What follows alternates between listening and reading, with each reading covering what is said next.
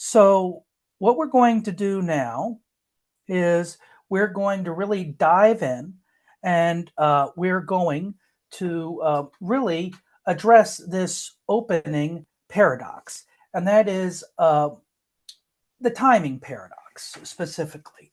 Um, a common delay tactic is, well, some are these lines. I'll wait for a better market. Interest rates are too high now. The economy is uncertain. I'll wait for some stability. Multiples are compressed. I'll wait for them to recover. Here's the reality.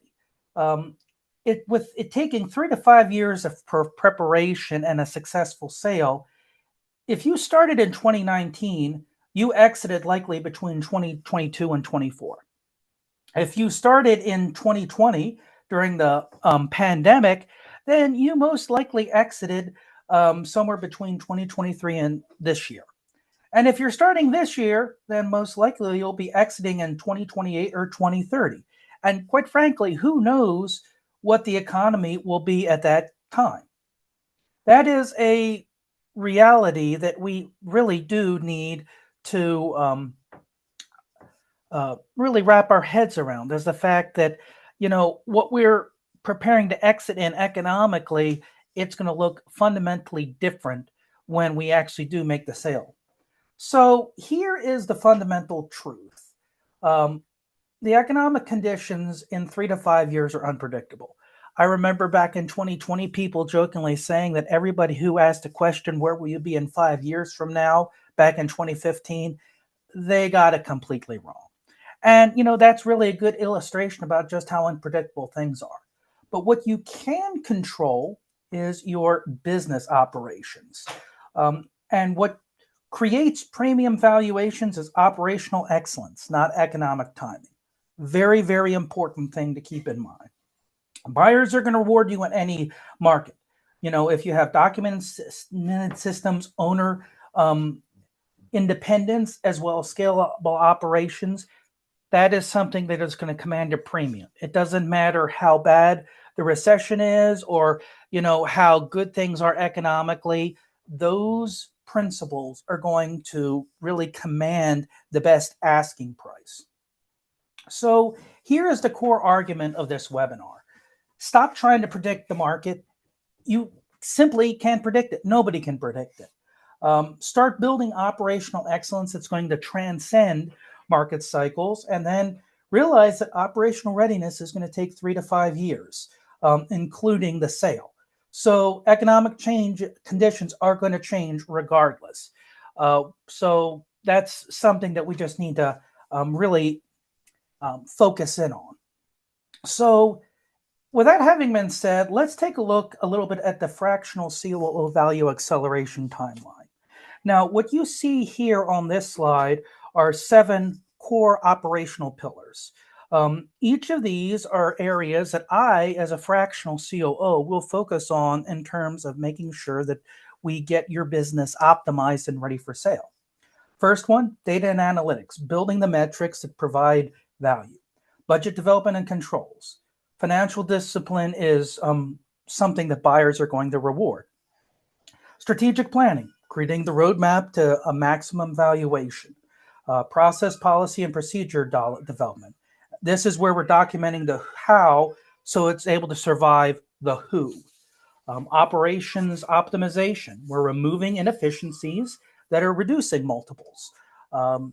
For example, I remember talking recently about a business that was really churning out the income, but all the bids were still being done on a legal notepad.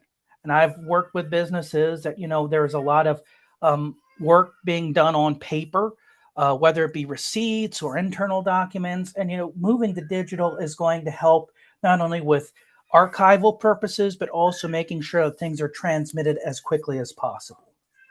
Multi-channel marketing, we're trying to de-risk revenue streams, and really one of the focus is making sure that we're using the right channels to connect with customers. And then finally, tech analysis and improvement. We're trying to modernize systems for competitive advantage. For example, QuickBooks Desktop recently it was discontinued. If you were using that, then you're going to need to migrate likely to some cloud-based system, or otherwise you're going to run some serious risks that buyers are not going to want to invest in. So that's an example of modernization. It may seem weird referring to that in terms of modernizing, but the reality is the cloud has transformed business, and making sure we're not only digitizing things, but also making sure that we move things to cloud-based systems that are supported. That is another key aspect of the work that we do. Okay, so now that we've taken a look at those operational pillars, let's take a look at the 4-phase plan. The first phase is really going to be assessments and quick wins. Primary objectives we're going to be looking at during this time is comprehensive operational assessment across all 7 of these pillars.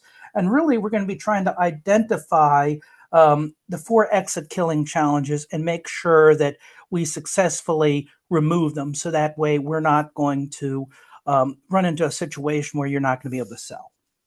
They are valuation disagreement. Basically, we're trying to help manage expectations so the owner expectation is not going to greatly exceed what the market reality is.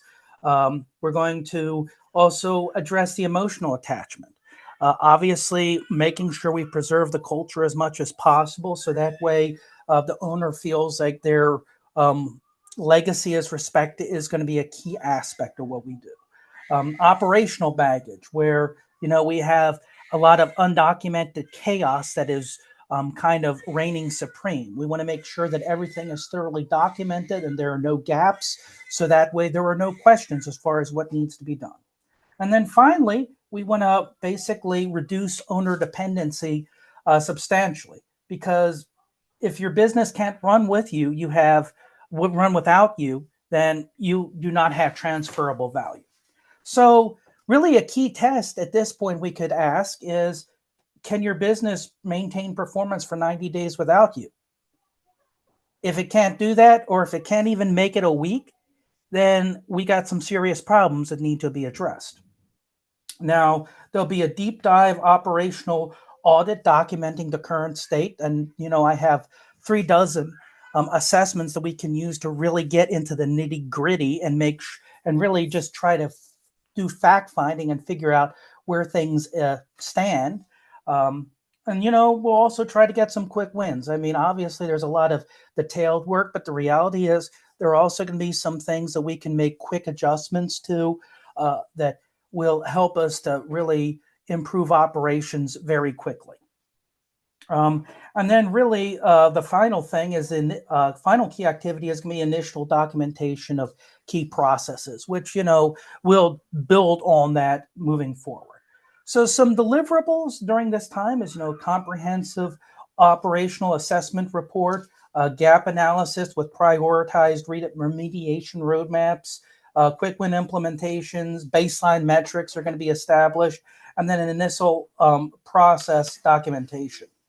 Now, what's important is why this phase doesn't depend on economic conditions is these are operational gaps that are going to exist regardless of interest rates or, what the GDP is, as if we've had negative economic growth. Buyers in any market are going to want documented systems. It doesn't matter. And then, process deficiencies, they're not going to improve with market timing.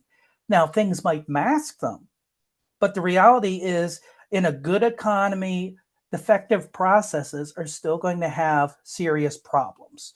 And, it's only going to be like in a recession, it might magnify them and they might be masked in good times, but the reality is they need to be addressed.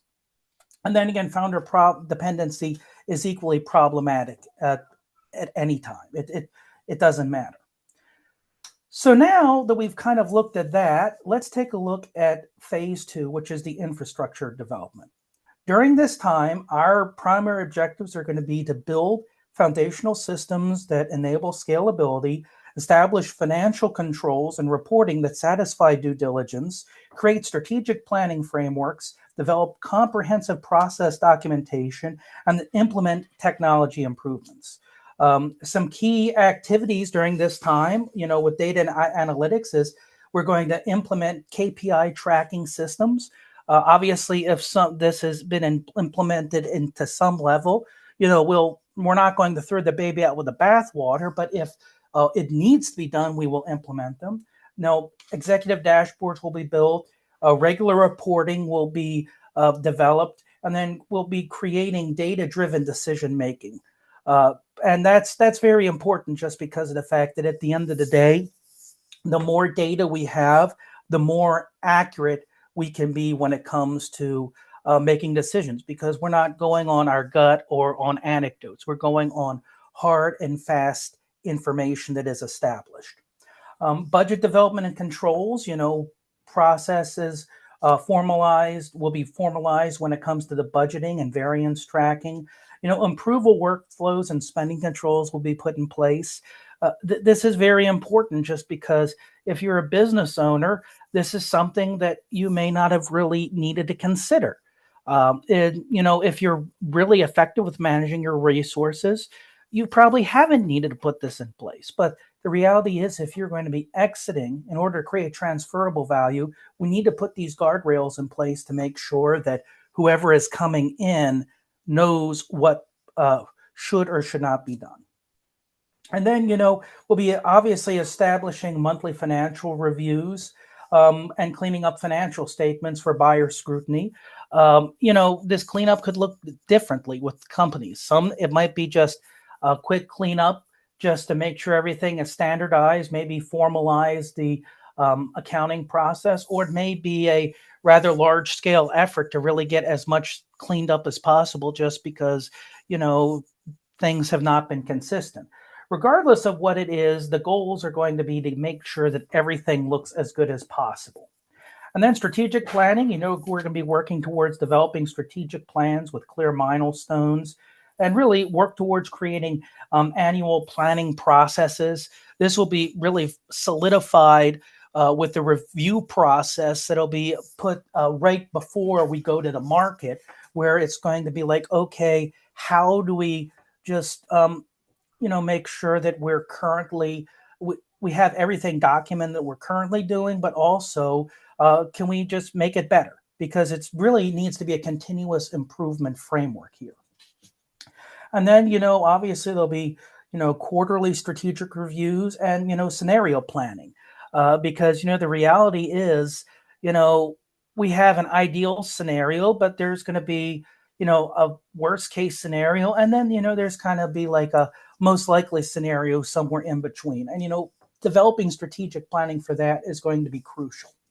And then finally, process documentation is like, making sure that we have all core operational processes documented.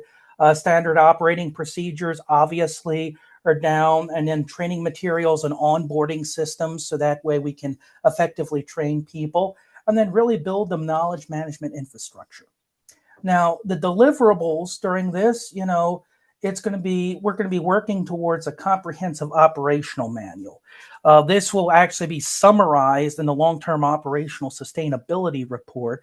But really what we're looking towards is just being as thorough and comprehensive in building out this manual. Obviously financial control systems and clean reporting, strategic plan with measurable milestones and technological improvements, as well as making sure that everything is documented properly. Now, again, as you notice, all of this stuff that we've talked about transcends economic cycles. Documentation doesn't become less valuable in different markets. Financial controls are always required for credible due diligence. And, strategic planning frameworks and expansion or contraction, it's the same thing. And then process documentation creates value regardless. So again, this is why it doesn't matter what's going on. Working towards this is going to make you more valuable. It's not like it's something that, okay, it can wait. No, this is stuff that really should not wait. So now we come to the next phase, which is optimization. We're going to be working to optimize operations for maximum efficiency. We're going to really be working towards reducing founder or owner dependency systematically, strengthening the management team capabilities, as well as building out the leadership team that is going to need to take over the role of the owner. We're going to work towards de-risking revenue streams through diversification. Too much concentration with one customer is very risky. It's kind of like, for example, if you were to hold, say, $50 million of stock in a company, and that accounts for 80% of your wealth. Well, if that company tanks, so does your wealth. So obviously, we want to de-risk revenue streams and make sure that you're not overly reliant on one or a handful of customers. And then obviously, we need to prove that systems are able to work at scale. Just because if we're going to be getting this figured out, we need to make sure that we're not going to need to make an adjustment here in a few months. So key operations during this is we're going to be, we're going to be optimizing operations by eliminating inefficiencies that we were able to identify. We'll be automating manual processes where possible, streamlining workflows, and really trying to reduce all bottlenecks, and then optimizing resource allocation and productivity. When it comes to founder independence, we're going to be working to delegate decision-making systematically, really building and empowering the management team while we're building out the leadership team.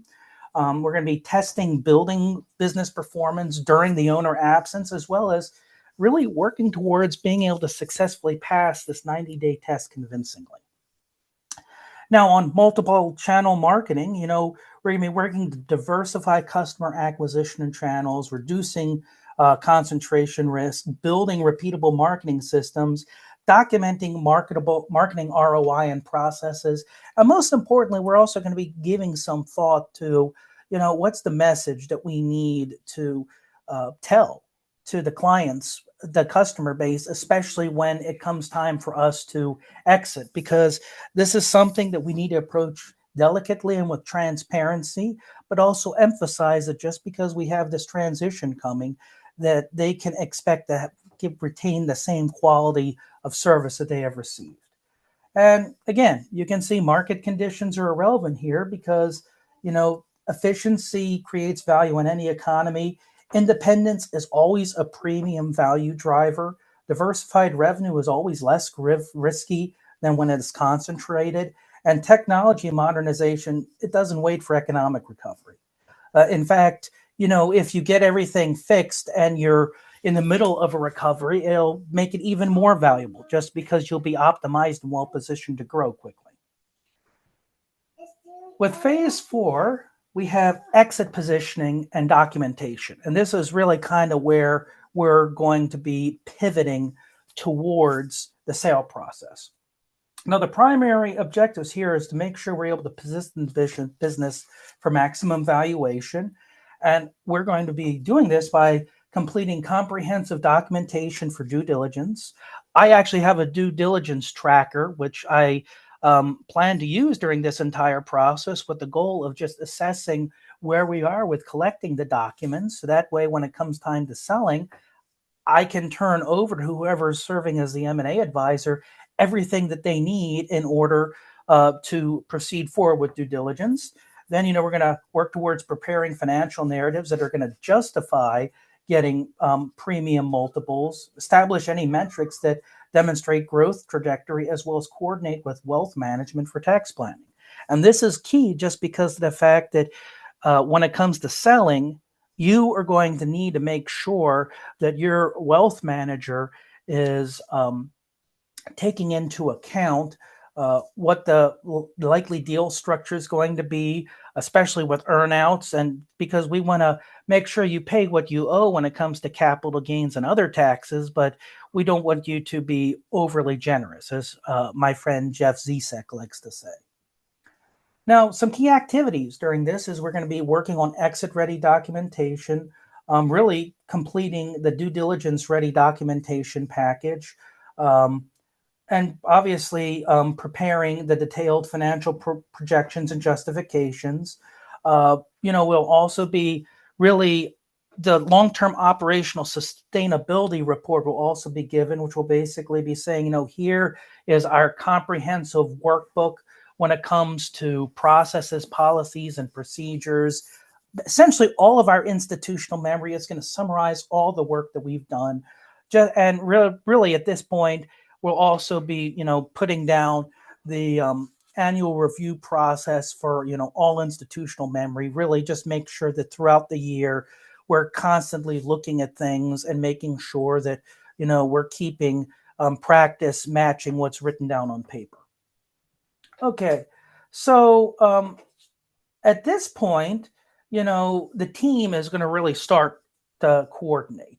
The wealth manager, um, well, obviously, they will most likely be working with this client even before the exit. This is kind of where they're going to really start needing to, um, you know, have a voice with the client, the customer, the business owner, and really they're probably going to start focusing more on them, and the business owner is going to be focusing less on the business, just because of the fact that in addition to pre-exit tax optimization, we're going to really need to start um, determining, what you're going to do with your life. And, also at this time, the M&A advisor, their role is going to be gearing up, and my role is going to start shifting. While the wealth manager is looking for the business, looking to plan out for the business owner what they're going to do, the M&A advisor is going to be trying to create external value and find the buyer. I'm there shifting to, making sure everything is working smoothly, working with the leadership team, helping them out, and just make sure that, things continue to move forward properly. Now, what we transition to now um, is technically the fifth phase. In the 4-phase plan that I have on my website, this really is um, included in phase 4, and it actually really starts back during phase 1, because what we're doing here in this M&A process is we're doing the preparation and then the market entry. The team actually was already assembled right at the beginning, right at phase 1, which is always my goal, is to get the entire team together at the outset. And, obviously at this point, all operational improvements, we've made sure that they're sustainable. And then really we're trying to position everything for as optimally as possible. Now, what are some things that we're going to be doing during this phase? Well, at this point, we've verified that all systems are able to operate independently, and we've confirmed that the leadership team is able to, it is ready, and the business resilience has been tested. And, this is why I have Monte Carlo simulators and other parts on my FCPMS platform, is to make sure that we're thoroughly ready. And then, obviously we want to make sure that financial positioning is there, that, we're able to maximize our EBITDA, and that, everything is clean and is streamlined when it comes to the balance sheets. And then really it's also making sure that we're in coordination with the wealth manager when it comes to the preferences with the deal structure. Make sure that them, me, as well as the M&A advisor are all on the same page. Now, at this point, the M&A advisor really is going to be taking lead. Up until now, they've been developing the relationship, getting to know everybody, but, they're going to be the one who's going to run with it. They're going to be doing, not only taking the due diligence documents for that, but they're also going to be preparing prospectuses as well as other documents, handling the NDA for any interested buyers, and then really working towards through a competitive bid process, really trying to drive up the value. The M&A advisor I like to work with, just because I love the process, is Vestacor and their managing partner, Mike Sciortino. And, this is where they really work through it. And I love their process just because it's designed to really maximize the value. And, during this time, we'll be coordinating regularly. Many of the people who I have teams with, we have monthly calls. I doubt that we would need to do it weekly just at this stage. I mean, we might need to. Really, at this point, it's a matter of what needs to happen, but at least monthly, just because we may actually be working on multiple projects. Our goal is to just, have make sure we have at least monthly touch points and just assess where things are. And, obviously, we want to make sure that everybody knows what they're supposed to be doing in the process. So making sure that that is clear. And then really align, just try to see what that exit timeline and expectations are. And obviously, it's clear what the deliverables are here. Is at this point, the business is operating clearly an exit ready standard. Really, the three professional of the exit team, they've some of the roles may have shifted a little bit, but at the same right now, all of them are fully engaged and are involved. And then, we're working on a coordinated exit timeline, which, it's possible it'll be much shorter than that. But but really the 12 to 18 months, it's a ballpark of how long it might take. I believe that, if we're able to get everything as tight and as operational efficient as possible, it could be closer to 6 months. But really, the 12 to 18 months is something that, is a possibility as well, that basically you should prepare for. Now, here's the thing. You see, I've discussed a lot of what needs to happen. The reality is, when you're reaching this phase, the economic conditions are going to be vastly different, most likely. I mean, even if we go back in history to the Great Depression, you know, 5 years, like the crash in 1932, well, you go ahead to it was 1929. You go ahead to 1934. Yeah, things were not great, but the reality is, during that 5 year period, things didn't remain dire. And it was a really long, extended period of time. But the reality is that was just an extreme thing. And the reality is, you know, using in an extreme scenario, even then, is it wasn't like it was necessarily um, going to uh, be the exact same conditions, just because we didn't have the panic of 1929 happening in 1934. Already, they'd had to work through a lot of things. Okay, so what we want to do now is we want to talk about the team integration timeline. And that is, first things first, the fractional COO before the exit. A lot of the work that I need to do is going to be happening, as you can see, 3 to 5 years before the exit. We got to fix operational problems. We got to make sure that we're able to create the value that the wealth managers can optimize and that the wealth that M&A advisor can sell. And then we got to coordinate with the entire team and really orchestrate the timing. And then again, the reason why that 3 to 5 years is needed is because while the bulk of that is going to be getting the business ready. Once it's ready, if we did it right, we should probably be able to move through the sale process quickly. Now, the wealth manager, they're going to be there likely beforehand, unless, of course, the wealth manager doesn't have experience and they feel like this process is beyond them, which, I don't ever want to push a wealth manager out since, they've likely worked with this client for a long time. But their work is going to start kicking up towards the end of my optimizing the business. And, what are they going to be working on? Well, they're going to be working towards tax optimization strategies. Estate planning is going to be something that's going to be crucial. Personal financial modeling. We're going to need to figure out how much is enough. If you're no longer going to have insurance and other utilities, phone bills, etc. If you're not going to be having that taken care of through the business, we need to make sure that we're able to account for that, so that way your lifestyle is able to stay the same. Because if you're exiting, it's not like, okay, you need to drastically tighten your belt. We don't want that to happen. We want you to be able to enjoy the fruits of your labor, and so we need to figure out how much is enough. Obviously, I'll need to coordinate just to make sure that we're on track and we're they're they feel well positioned. And then, we don't want to wait until after the sale to get this figured out, just because that could result in some substantial tax leakage.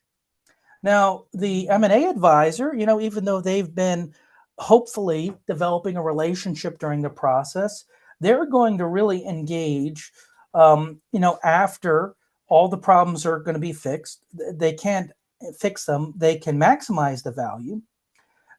They need the operational documentation and, everything cleaned up. That's something that I have to do. They're going to be working with the wealth manager to figure out, okay, what is the best deal structure? Their focus is on marketing, positioning, buyer vetting, and deal negotiation. Um, and that is really why their work really has to come after the wealth manager and I have gotten a lot of ours figured out. So that way they can figure out, okay, this is the piece, these are the pieces of the puzzles you figured. Let me put this together with everything else. Now, again, here's the economic reality. This is going to span 3 to 5 years minimum. Hopefully, it'll be 3 years. It may be closer to 5. Economic conditions, they're going to change during this period. I mean, it's possible that if you are preparing to exit now, that when you do exit, if you start the process now and you exit in 2030, economically, things are going to be light years different. It's possible you're going to be exiting into a roaring economy. It's possible that, okay, things are better, but we're on the on a growth trajectory. It's hard to say.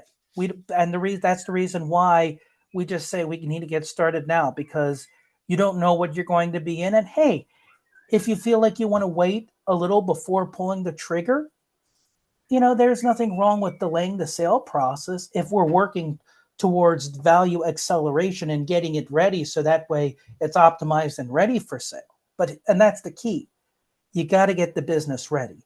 You can't decide and wait, okay, I'm going to wait until things get better, because, hey, 3 to 5 years, it's going to mean it could be a substantial amount of time necessary to get it ready.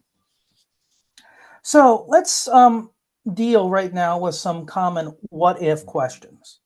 What if I start now and the market crashes in 3 years? Well, here's the reality. Well-prepared businesses, they may sell in down market. They're going to sell in down markets. Poorly prepared ones don't sell in any market. So the reality is, the better position you are, yeah, even if things are not great economically, the reality is, if you're not prepared, you're not going to sell. So, really getting everything prepared and optimized, forget about economics. It's a matter of, you do this because you don't know when you're going to exit. You may be able to exit on your own time. You may not. Should I wait until the economy stabilizes? Well, is the economy ever really stable? It's always in transition. I mean, we've heard over the years about K-shaped economic recoveries. And the reality is, even though there are a lot of economic recoveries that, in general, everybody does better, some segments of the economy are going to do better in a recovery than others. So, and even then, it's not going to be stable. And really, the question isn't necessarily when should you start, but whether you want to control what you can. Because this whole exit planning process, you may be forced into it.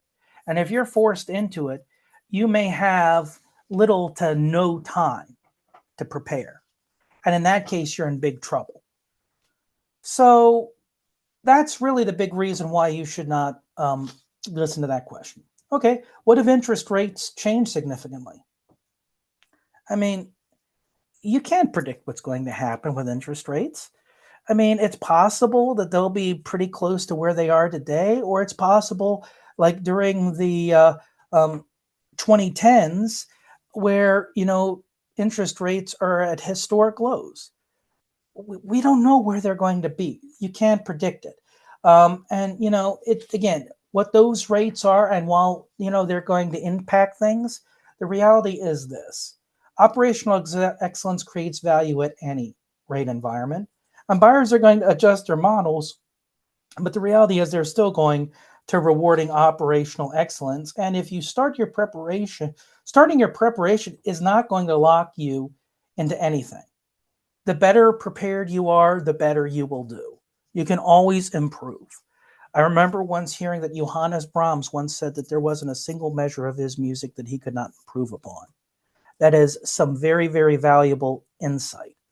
You can always keep getting better and better. And if you can get to the point where your business does not depend on you and you're making it stronger, you're going to have that much more valuable of an asset. So here's the fundamental reframe we want to do. The old thinking is I'll wait for the right economic conditions to start preparing. Instead, what I want you to do is this. I want you to think, I'll start preparing now so I'm ready for whatever economic conditions emerge. And there's a good chance that if you get everything well prepared and things improve favorably, you'll make a killing. Even if things don't do that way, you will still be very well positioned. Okay, so now let's take a look at the investment case for starting now. Well, first off, the time value of operational improvements. Each operational pillar, it could take 6 to 18 months to do. Now, obviously, I will be working to implement these as much simultaneously as possible, depending on the size of the company. Most likely, people might be involved in one, possibly two, but we're going to be working to get all of this taken care of as quickly as possible. Documentation can't be rushed without quality compromise. Even if I'm working on one thing at a time, it might take me 1 month to work on one thing, one on another. And, if we're knocking out an assessment every 6 weeks, if we need to do, say, 6 assessments, that's 36 weeks. So the reality is time is a factor here. And, even though we will work as efficiently as possible, we still need time, and we can't necessarily be rushing things without having problems. And, the leadership team, it's going to require time to develop. And, the culture change and owner independence, it's going to take time to adjust. They're going to need to get used to you not being there, as well as having different leaders who are going to be calling the shots. So there's an adjustment in addition to the thorough documentation. Now, there's also a compounding effect, and that is early improvements are going to enable later improvements, and it's going to be the snowball effect.